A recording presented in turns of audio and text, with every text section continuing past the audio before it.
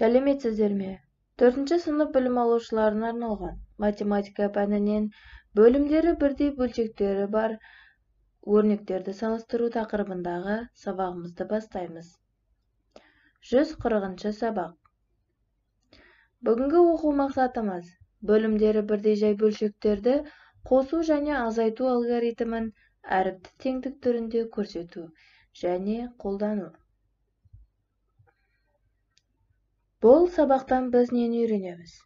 Бөлімдері бірдей жай бөлшектері бар өрнектердің мәндерін салыстыруды үйренесіңдер. Есіңе түсір. Бөлімдері бірдей бөлшектерді қосқан кезде бөлімі өзгеріссіз қалады да, алымдары бір-біріне қосылады.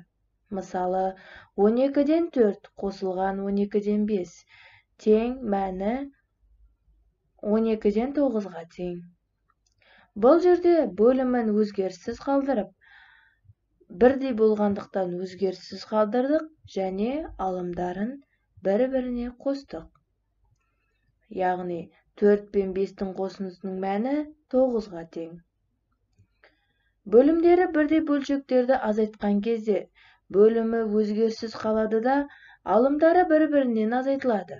Мысалы, 12-ден 9 азайтылған 12-ден 4 мәні 12-ден 5-ке тең. Бұл жерде де дәл солай. Бөлімін өзгеріссіз қалдырдық және алымдарын бір-бірінен азайттық. 9 бен 4-тің азайтындысының мәні 5-ке тең. Ендеше мына есепті есептейік. 90-да 35 қосылған 90-да 30 қосылған 90-да 8. Бұл жерде бөлімдерін өзгеріссіз қалдырамыз да, алымдарын бір-біріне қосып шығамыз. Демек, 35 қосылған 30 қосылған 8 мәнін табайық. 90-да 73. Бұл өрнектің мәні 90-да 73-ке тең болды. Келесі өрнекті қарайық. 45-те 14 азайтылған жақша ішінде 45-те 12 қосылған 45-те 1. Енді бұл жерде ең алдымен орындалу ретіне қараймыз. Ең бірінші жақшаның іші орындалады. 45-те 12 мен 45-те 1-ді қосамыз. Демек бұл жерде алымдары бөлімдері бірдей болғандықтан бөлімін жазамыз. 12 мен 1-дің қосындысы 13-ке тең. Ендеше 14-тен 13-ті азайтамыз. Алымдарындағы 14 пен 13-тің азайтындысының мәні 1-ге тең.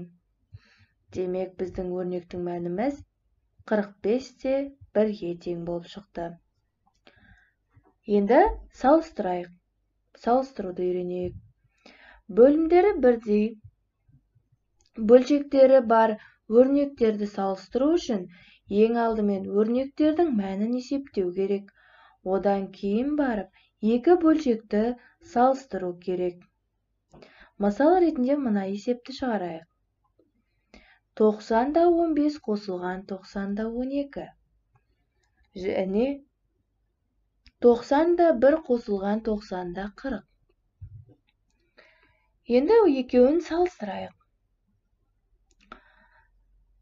Ең алдымен өрнектердің мәнін есептеп шығарып аламыз. Оң жақ бөлігін және сол жақ бөлігін. Бөлімдері бірдей болғандықтан өзгеріссіз қалады да, сол жақтағы өрнектің мәні 90-да 27 болады.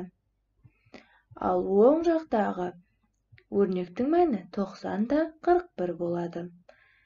Енді салыстырайық.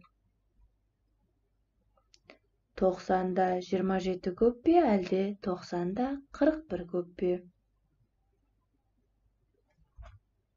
Бұл жерде 90-да 41 бөлігі көп.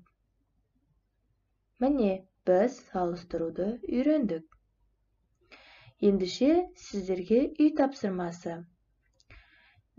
Оқулықтың 40-шы бетіндегі 5-ші есеп. есепте. Және де оқулықтың 42-ші бетіндегі 13-ші есеп. Есептеп салыстырыңдар. Осы үй тапсырмасына кері байланыс жасаймыз. Осымен бүгінгі сабағымыз аяқталды. Сау болыңыздар.